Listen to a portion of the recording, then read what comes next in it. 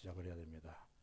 며칠이 지나지 아니하면 4월 첫 주가 고난주간이고, 고난주간이 지나고 나면 부활주일이라고 합니다.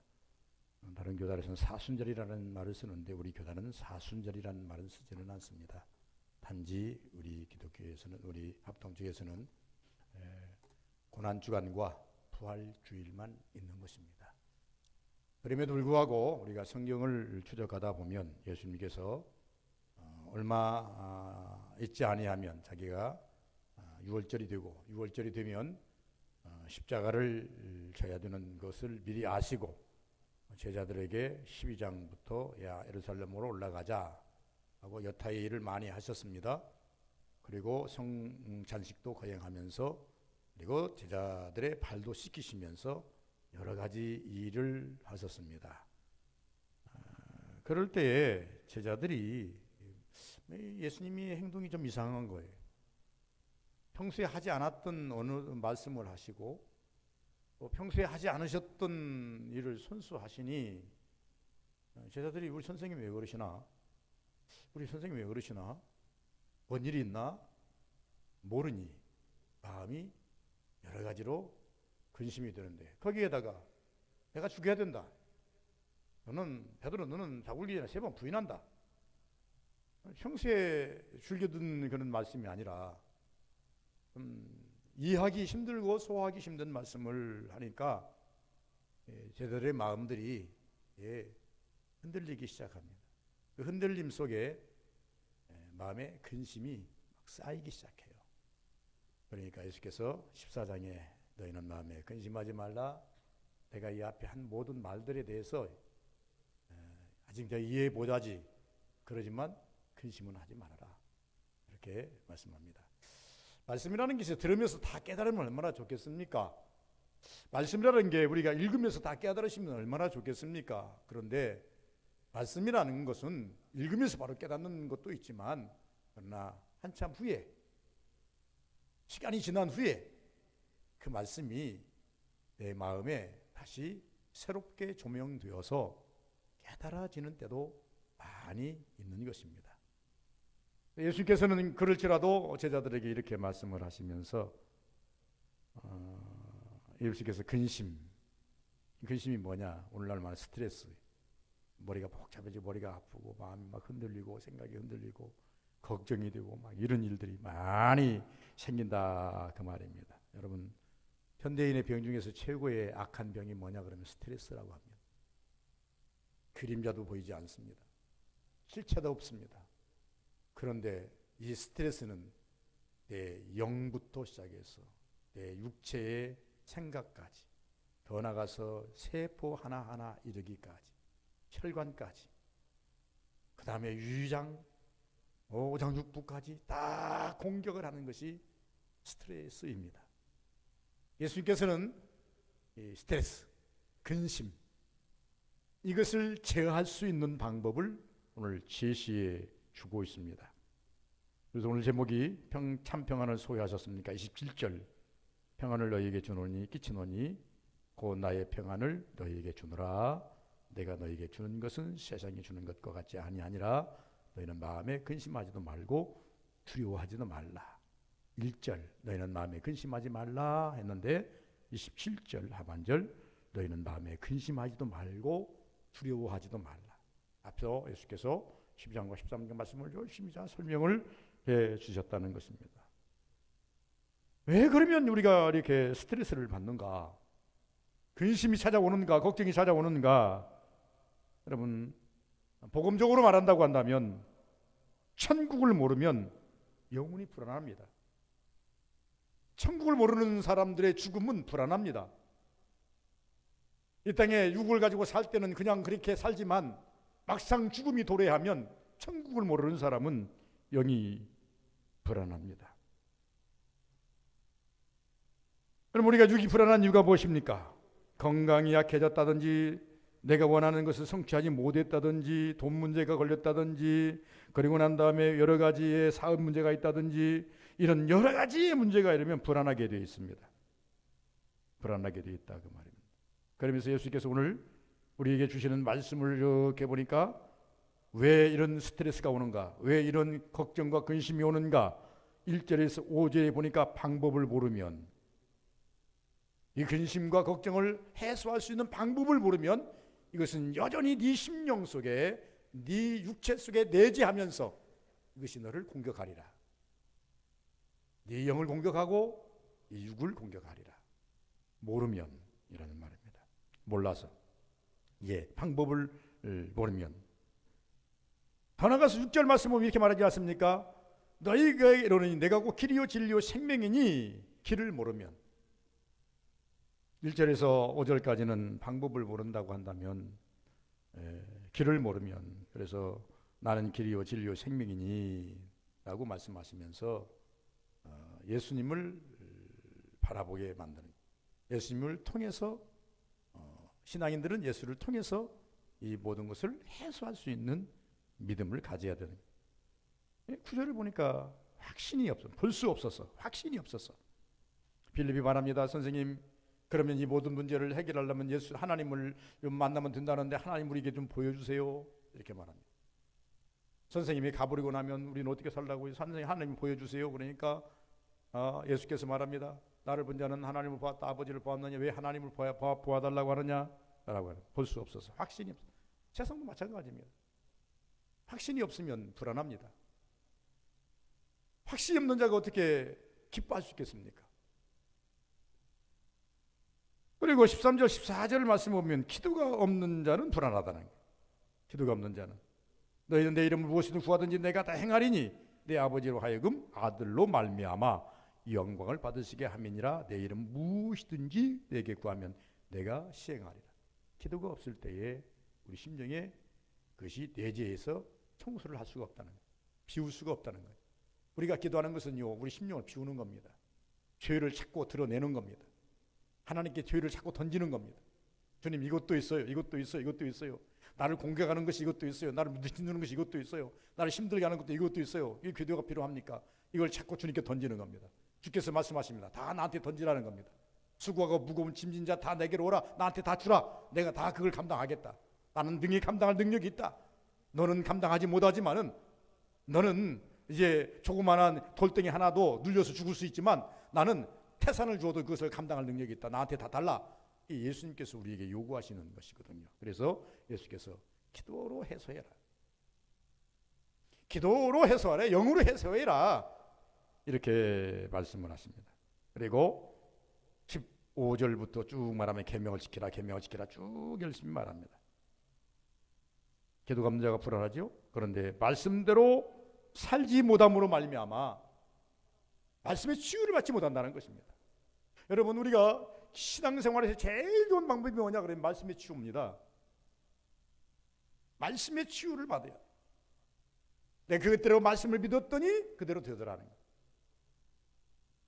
말씀대로 살았더니 그대로 되더라는 것이.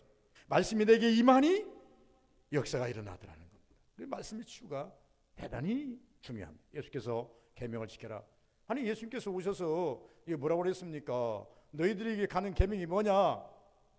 하나님을 사랑하라. 그래, 이 율법이 강령이니라 말하면서 목숨을 다하고 힘을 다해 살을 다하여 하나님을 사랑하고 또 내 이웃을 내 몸같이 사랑. 이것이 율법이요 강령이니라 라고 말씀을 하시면서 우리에게 주시는 메시지입니다. 그리고 26절 이후에 보면 보혜사 곧 아버지께서 내 이름으로 보내실 성령, 그가 너희에게 모든 것을 가르치시고 내가 너희에게 말한 모든 것을 생각나게 하리라. 성령으로 치유하라. 이렇게 말씀합니다. 여러분, 우리가 신앙생활하면서 얽혀 있습니다. 우리 육체에게는요, 우리 생명도, 살아있는 육체에 생명도 있지만 이 살아있는 생명 육체에는 영도 깃들어 있습니다. 영도 깃들어 있어요. 그렇기 때문에 우리는 적어도 이 영육의 삶을 잘 공유할 줄도 알아야 되고 영위할 줄도 알아야 돼요. 영만 쫓아가는 것도 문제가 되겠지만은 그러면 영만 쫓아간다면 육을 버려야 됩니까? 육은 무익합니까? 아닙니다. 우리가 살아있는 동안에 우리가 숨쉬는 동안에 우리 육체에 영도 함께 내주지하기 때문에 영육을 잘 다스리고 가야 할 사명이 있다는 겁니다. 성경은 그걸 말하고 있습니다. 예수님께서 그렇게 말하고 있습니다. 생활적인 것, 습관적인 것은 이렇게 하는 것이 좋겠다. 그러나 영적으로는 이렇게 하는 것이 좋겠다. 그래서 정말로 예수님께서는요, 이 삶의 육체적인 그 방향성과 영적인 방향성을 반드시 이렇게 보여주시면서 이렇게 살라고 우리에게 말씀합니다. 그러므로 율법이 무익한 건 아니에요. 지키라는 거죠. 오늘 제가 드리고자 하는 말씀은 17절 말씀입니다. 평안을 너희에게 끼치노니 곧 나의 평안을 너희에게 주노라. 이것을 역설로 다시 우리 성도님들에게 묻는다면 참 평안을 소유하셨습니까? 참 평안의 근간이 어디서부터 시작이 됐습니까? 내가 참 평안을 소유했다고 고백하시는 분들은 그 평안이 어디서부터 기인된 겁니까? 또 물어봐요. 예수께서 말씀합니다. 너희는 마음에 근심하지 말라. 하나님을 믿으니 또 나를 믿으라. 너희의 평안은 나로부터 시작하라. 너희의 평안은 세상으로부터 시작하는 게 아니라 나로부터 시작하라. 나를 믿는 데서부터 시작하라. 나를 고백하는 데서부터 시작하라. 나를 따르는 데부터 시작하라.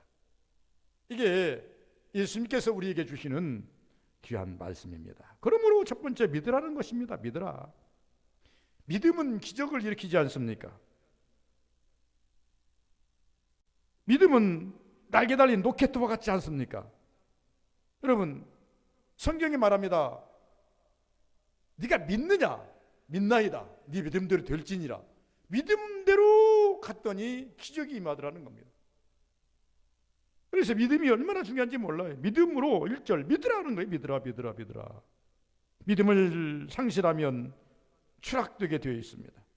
추락의 끝은 실패요, 파멸이요, 미철망이요, 죽음까지 갑니다. 여러분, 우리가 이 땅에 살면서 육적으로 생각할 때 스트레스를 이기면 기쁨이고 승리하듯이 믿음을 가지고 우리가 살면, 믿음으로 이기면 영적 충만이 오게 되어 있다, 그 말입니다. 성경 말씀은요, 믿는 자에게 역사하는 말씀입니다. 믿지 아니하는 자에게 역사하는 말씀이 아닙니다. 예수님이 이 땅에 오셔서 치유하실 때에, 예수님이 이 땅에서 많은 사람을 만나실 때에 믿는 자에게 하나님께서 항상 이적을 보이시고 기적을 보이시고 그를 상대하시면서 말씀하시는 말씀이 무슨 말씀입니까? 내 믿음이 크도다. 이스라엘의 이만한 믿음을 내가 보지 못했다. 내 믿음이 귀하도다. 예수님께서는 칭찬의 일색으로서 믿음을 보시고 또 말합니다. 믿음을 보시고 그 믿음을 보시고 하나님께서 그와 더불어 역사하셨다라고 하는 것을 볼 수가 있습니다. 그래서 우리가 참 평안을 소유하려면 믿음 중요합니다. 애써 믿으려고 더 노력해야 됩니다.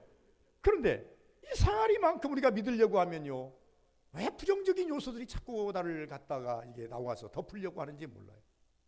잡초의 근성이잖아요. 사단의 모습은 잡초의 근성이잖아요. 알곡을 먹으려면 우리가 밭에 심어놓고 가꾸고 거름 주고 그리고 약 쳐줘야 되고 살마다 돌봐야 되고 그래야 되지 않습니까? 그래야만 알곡을 먹잖아요. 가라지는요, 뿌리지도 않았는데 빨리 나는 거예요. 네, 농촌 세미나를 갔더니 그렇게 말을 해요. 이 농촌 세미나에 갔더니 농촌에서 영농 조합을 해가지고 성공하신 목사님이 계시는데 이 목사님 하시는 말씀이, 세미나에 와서 하시는 말씀이 이렇게 말씀합니다. 여러분, 성경적입니다. 우리가 보니까요, 모든 곡식을 뿌리면요, 씨는 3일 먼저 나온다. 아니, 곡식을 뿌리면 가라지는 3일 먼저 나온다는 거예요. 뿌리지도 않았는데. 참 희한하다는 거예요. 밭을 갈아가지고 밭이 뻔뻔잖아요. 곡식을 뿌려가지고 딱 덮어놨는데 자기가 관찰해 보니까 가라지는 3일 먼저 나온다는 거예요. 곡식보다 먼저 나온다는 거예요. 여러분, 근심으로 우리 다 앞서갑니다. 우리에게 여러 가지의 그 못된 요소들은, 부정적인 요소들은 믿음보다 앞서서 항상 행동을 합니다. 이것을 이길 수 있는 게 믿음이어야 됩니다. 이 믿음보다, 이 가라지보다 더 고개를 높이 올려가지고 더 성장해버리면 가라지는 햇빛을 보지 못하기 때문에 죽게 되어 있거든요. 우리 믿음이 성장하면 우리 부정적인 요소들은 자연히 소멸되게 되어 있다, 그 말. 그래서 우리가 이렇게 말합니다. 내 심령 속에 지금 두 가지가 자라고 있어요. 하나는 부정적인 요소가 막 올라옵니다. 믿음도 지금 올라오고 있습니다. 믿음을 더 끌어올릴 것이냐, 부정적인 것이 끌어올 것이냐. 부정적이 많이 끌어올라오는 사람은 부정적인 사람이에요. 매사에 민노를 하면서 부정적인 사람이에요. 그러나 믿음을 확 끌어올린 사람은 매사에 부정적인 것이 있지만은 긍정적인 사람이에요. 긍정적인 모드로 가야 돼요. 그것을 믿음으로 승리하라는, 믿음으로 끌어올리라는 겁니다. 믿음의 사람은 절대 부정적인 생각을 가져서는 안 됩니다. 알 수 있다 하시니 나의 능력 주 하나님, 의심 말라 하시고 물결위를 걸라 하시나. 그래, 의심 말고 걸어라. 그럼 걷는다. 의심만이 빠져들어가지 않습니까? 의심하지 않았을 때는 걸었는데 왜 빠져들어갑니까? 같은 현장이에요. 장소가 다른 것도 아니에요. 아까 금방 걸었던 물, 그런데 그 물에 그가 빠지고 있어요. 그게 현실입니다. 다르지 않아요.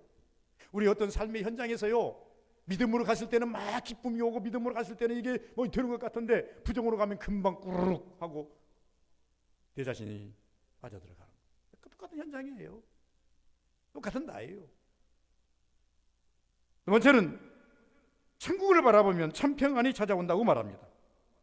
2절에 보니까 내 아버지 집에 거할 곳이 많도다. 천국을 지금 제시합니다.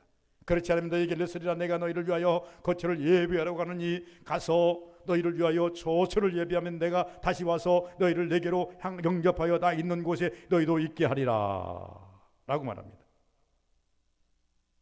참 많은 역대 우리 선진들, 그 기독교 백년사를 읽어보든지 또 간증서를 읽어보시면요, 그 어려운 시대 일제 36년의 압박 속에서라도 혼양 목사 같은 분들, 주길 목사님 같은 분들, 안희숙 여사 같은 분들, 김하날 여사 같은 분들, 또 더 나가서 6.25를 거치면서 또 이제 이런 모든 분들, 여러분 이분들이 신앙생활을 승리하고 오늘날 존경받는 이유는, 성자의 칭호를 받는 이유는 다른 게 없어요.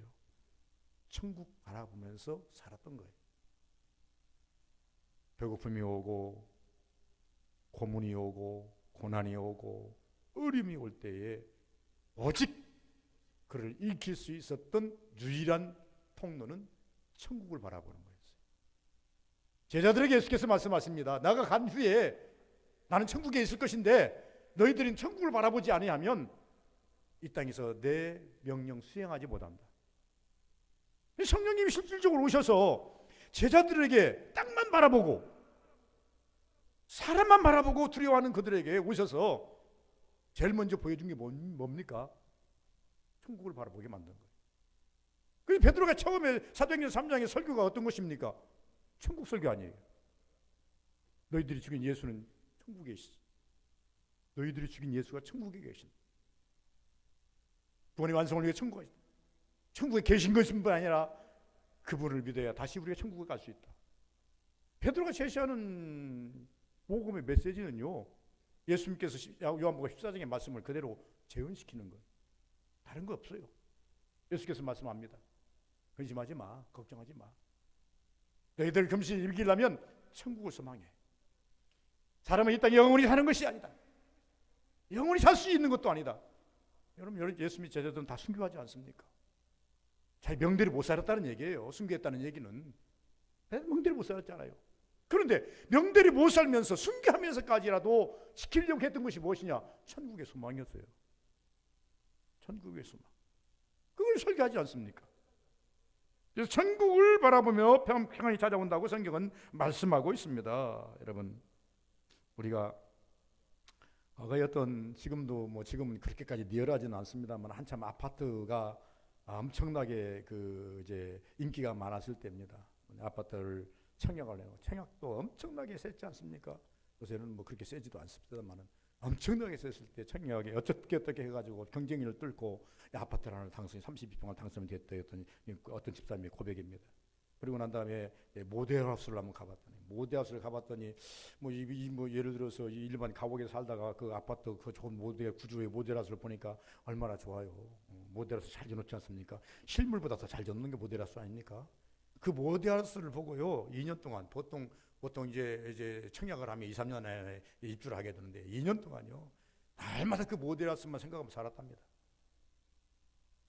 청약 하나 해놓고 아파트 청약해놓고 2년 동안 그 모델하우스를 보고 모델하우스 모형을 보면서 아이고 내 짓는 집은 내가 들어가면 저런 집일 거야. 여러분 우리 신앙생활 잘하는 사람이 어떤 사람입니까?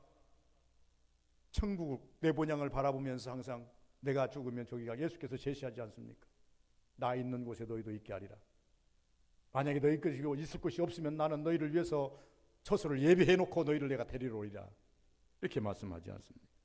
세 번째는 참 평안의 소유는 어디서 어떻게 해야 된다고 말씀합니까? 6절에서 5절에서 6절을 보니까 주님과 함께 있으면 그 자체가 참 평안이라고 말합니다. 빌립이 말합니다. 선생님, 우리를 선생님이 가버리고 난 다음에 어떻게 하라고요? 예수님 하나님 좀 보여주세요. 너희들이 왜 하나님 보여달라고 하느냐? 나를 본 자는 아버지를 보았고 나와 함께 있는 자는 아버지와 함께 있는 거다. 내가 떠난다고 해서 떠나는 게 아니라 나는 너희와 천국을 이루는 그날까지 함께 할 것인데 눈에 보이지 않는다고 없는 것은 아니다. 여러분, 하나님이 눈에 보이지 않으신다고 여러분 하나님 없습니까? 예수님이 여러분의 눈에 보이지 않으신다고 예수님이 안 계십니까? 천국이 여러분의 눈에 보이지 않는다고 해서 천국이 없습니까? 저는 이렇게 어저께 목사님들하고 차를 타고 가면서 행사에 차를 가면 이런 얘기. 교회는 전도하기가 이렇게 힘든데 정명석이 GMS 그 문제가 나와서 그런 사람들은 어떻게 사람들이 그렇게 거짓인데도 불구하고 그렇게 찾아가는지 모르겠다. 네, 그래서 내가 하는 말이 그게 영적 사회가 아닙니까? 모사꾼들이 모사를 하고 홀리는 영들이 홀리니 할 수밖에 없는 것이 집단 아니겠습니까? 우리는 영이 홀리면 안 되지. 너무나 율법적으로 가는 것도 문제겠지만은 너무나 영을 넘어서서 홀리는 데까지 가면 되겠느냐 그 말이에요. 예수께서 말씀하십니다. 나를 본 자는 아버지를 보았다. 아버지 봐달라고 하지 말아라 하면서 나와 함께 있는 그 자체가 너에게 평안이다. 이렇게 말씀합니다. 지금까지 3년 6개월 동안 다니면서 예수님께서 이렇게 말씀하잖아요. 여우도 굴이 있고 공중나는 새도 먹을 곳이 깃들 곳이 있지만은 인자는 머리 둘 곳이 없느니라. 우리가 세상 말로 겨우는 동가숙 서가식 그러지 않습니까? 동쪽에서 잠자고 서쪽에서 밥 먹고 정처 없다는 얘기죠. 어디에 안주하신 분이 아니었다는 얘기죠. 그 여정을 누가 따라다녔어요? 제자들이 따라다녔어요. 제자들이 그 여정을 열심히 따라다니면서 묻습니다. 너희들 3년 6개월 동안 굶어봤냐? 나 따라다니면서 굶은 적 있어? 너희들 나 따라다니면서 매 맞은 적 있어? 너희들 나 따라다니면서 나쁜 걸 본 거 있어? 비록 예수님이 동가숙사가식은 했을지라도 예수님과 따라다니면서 그 동안에 제자들은 매우 평안했어요. 평안하니까 3년 6개월 따라다니지 그걸 조금이라도 불편해서 따라다니겠습니까? 3년 6개월 동안 그들은요 정말로 영광 많이 받았어요. 가는 곳마다 환영 인파가 엄청 몰려들고 사람이 인산인을 이루고 그 예수님을 호위하면서 제자들이 가면서 자기의 영광이 얼마나 기분이 좋았겠습니까? 한 공동체 아니겠어요? 예수님의 공동체 안에서 예수님이 안 계신다니 안 가신다니 그들이 금심이 오지요. 그러니까 나와 함께 있는 것이 곧 평안이다. 나는 내가 눈에 보이지 않는다고 해서 떠나는 것이 아니다. 믿음 생활이 뭡니까? 이 세상 어딜 가든지 어디서 무엇하든지 나는 주와 함께 동행하리. 그게 믿음 생활 아니에요? 이 세상 어딜 가든지 어디서 무엇을 하든지 나는 주와 함께 동행하리. 여러분 동행자를 놓치지 마시기 바랍니다. 함께하는 자를 놓치지 마시기 바랍니다. 아참은 잊어버릴 수가 있어요. 교원도 목사님 그랬다고 하지 않습니까?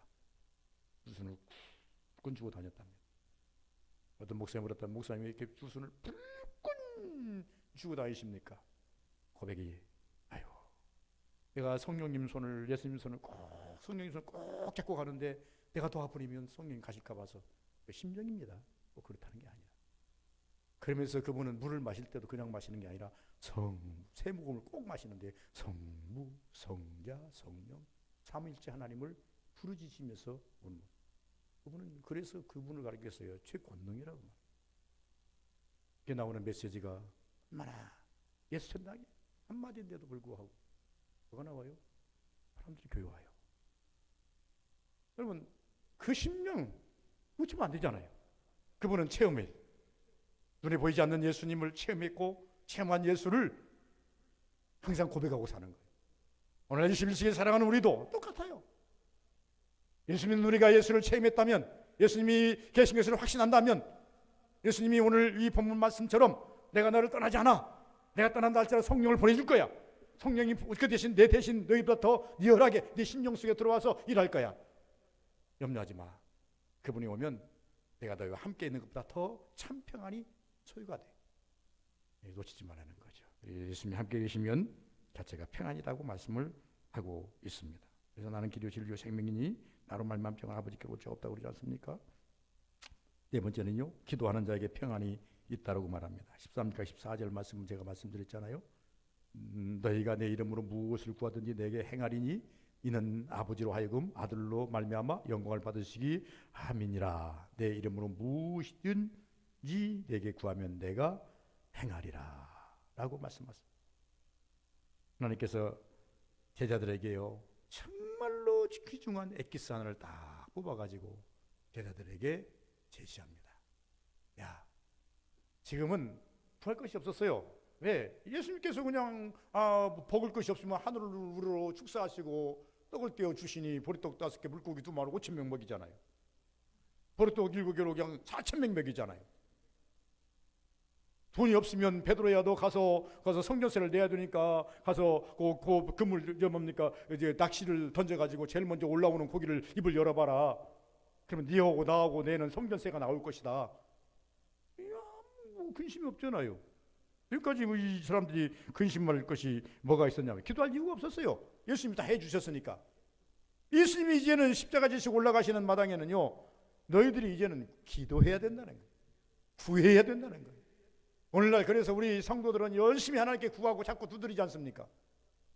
그래서 구하라 주실 것이요 찾아라 찾을 것이요 두드리라 열릴 것이니 구하는 이마다 찾는 이마다 두드리는 이마다 이렇게 성경은 말씀하시면서 거기다가 예수님께서 또 한마디 더 하시지 않습니까?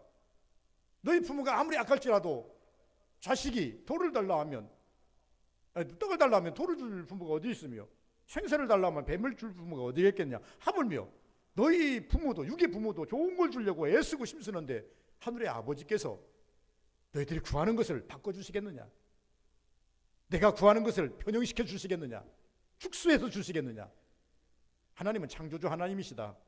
우리 부모는 자식이 무엇을 구할 때 형편이 못 되기 때문에 100만 원을 달라고 그러면 야 10만 원밖에 없어 50만 원밖에 못 주지만 하나님은 100만 원 달라고 그러면 그 100만 원가 되겠냐? 1000만 원 줄게. 덤으로 올려주실 분이시지 우리에게서 마이너스 플러스 빼가지고 마이너스로 빼가지고 주시는 분은 아니라는 것을 말씀하고 계시는 거예요. 자식이 요구하면 부모는 최선을 다해서 무엇인가를 주려고 하는 것이 부모라면 하나님께서는요 고민할 것도 없이 하나님께서 주시려고 마음먹으면 플러스 알파로 주시겠다 이렇게 성경은 말씀합니다. 그러므로 우리는 무엇이든지 내 안에 스트레스가 있고 걱정이 있고 근심이 있으면 기도부터 시작하라는 거예요. 불확실한 믿음이 있으면 기도부터 시작하라는 거예요. 불신이 내가 들어오면 기도부터 시작하라는 거예요. 불만이 막 팽배하면 기도부터 시작하라는 거예요. 여러분 신앙을 무엇으로 다스리십니까? 저는 이렇게 말합니다. 여러분의 영을 기도로 다스리시길 바랍니다. 어떤 분들은요 참 좋은 분 찬양으로 다스리는 분도 계시는데 그것도 참 좋습니다. 그러나 찬양을 막 혼자 있을 때는 집에 있을 때 혼자 하지만은 길거리 다니면서 찬양하면 사람들이 쳐다보고 그러잖아요. 그것도 뭐 생각 없이 그냥 그런 것 의식 없이 하실 수 있는 분이라면 괜찮아요. 그러나 그런 것이 의식이 된다면 여러분 기도는 얼마든지 이제 묵상으로도 할 수 있는 거고 내 고백으로 할 수 있는 것입니까? 그래서 저는 이렇게 말합니다. 우리 서부교회 성도님들이요, 여러분들은 과연 여러분의 신앙을 어떻게 다스리고 계십니까? 폭풍을 어떻게 다스리셨습니까? 예수님께서 바람아 잔잔하라 명령이고 기도이셨습니다.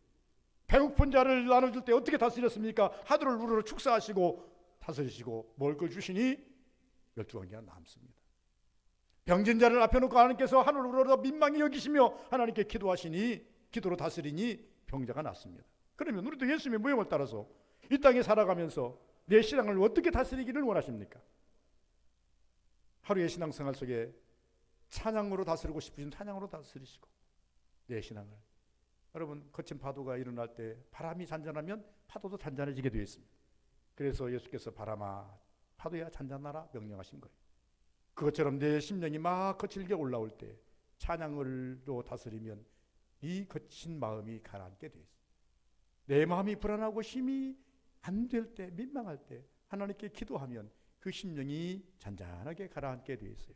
잔잔하게 가라앉 그 다음에 세미한 하나님의 음성도 들을 수 있는 우리 서부교회 성도들 다 되시기를 주의 이름으로 축원을 드립니다. 다스리는 것으로 끝나는 게 아니라 뭐라 그랬어요? 제자들이 탄 배가 바람에 막 휩쓸려고 죽게 되었는데 예수께서 일어나서 바람을 꾸짖으시니 제자들이 뭐라고, 이게 누구신고? 뉘시기에 바람과 파도가 순종하는가? 파도의 잠잠과 바람의 잠잠함을 통해서 제자들이 누구의 음성을 들어요? 세미한 음성. 이게 누구지?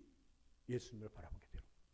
우리가 거친 마음, 분노한 마음, 스트레스, 나를 이기지 못하는 여러 가지가 있을 때에 여러분 기도로 다스리고 나면 그 다음에 하나님이 주시는 세미한 음성이 있습니다. 음성까지 열어볼 수 있는 우리 서부교인들 다 되시기를 주의 이름으로 축원드립니다. 마지막에 평안이 아닌 어떤 것도 돌아가지 못하게 하라는 것. 평안 이외에는 다른 어떤 것도 내 심령을 지배하지 못하게 하라.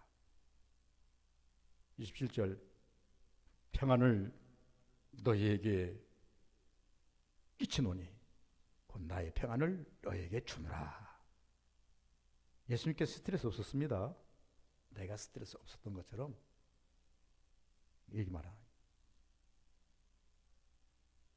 주노라. 내가 너희에게 주는 것은 세상이 주는 것 같지 아니하니라.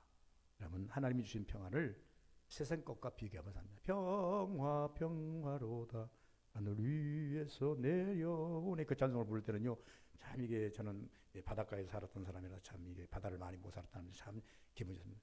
그 사랑의 물결이 영원토록. 저 멀리서 오는 파도가요 어느 순간에 이게 그 뭡니까 백사장을 쫙 쓸고 갑니다. 그런 모래들이 있던 모래들이 이쪽으로 조금 옮겨옵니다.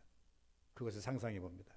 거친 내 마음이 정령의 물결이 나를 한번 싹 쓸고 가면 그냥 평정이 옵니다. 주님께서 그것을 지금 우리에게 말씀하고 계시는 겁니다. 무엇을 이야기합니까? 내가 주는 평안은 세상이 주는 평안과 같지 아니하다. 여러분 믿음 안에서 세상 것으로 가지 않아야 됩니다. 믿음 안에서 살면서 믿음 안에 그것이 중요한 줄을 알고 이것을 붙잡을 줄 알아야지 믿음의 것을 가지고 세상 것으로 가면 되겠는가라고 하는 것을 말합니다.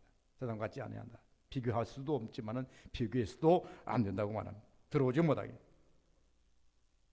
다시 말씀드리면 결론적인데 주님이 주신 평안이 내 안에 내주재하고 있는 이상 세상의 평안은 들어올 길이 없다는 겁니다. 틈 주지 말라는 거지. 사단으로 들어올 틈을 주지 않는 것이 우리의 모습 아니겠습니까? 아담 하와가 왜 그렇게 됐습니까? 다 완벽했는데 왔는데 한 가지 사단에게 틈을 줬잖아요. 사단의 속삭임에 반응했잖아요. 이것이 패착이 됐지 않습니까? 몰라서 그렇습니까? 아담이 몰라서 그랬어요? 몰라서 그런 거 아니에요. 사단에게 조그만의 틈을 내주는 순간 그는 무너지고 마는 거예요. 여러분 뚝이 무너지는 것은요, 홍수가 범람해서 무너질 수도 있겠으나 그러나 홍수가 범람해서 무너지는 것보다는 구멍이 생겨서 무너지는 경우가 너무나 많습니다.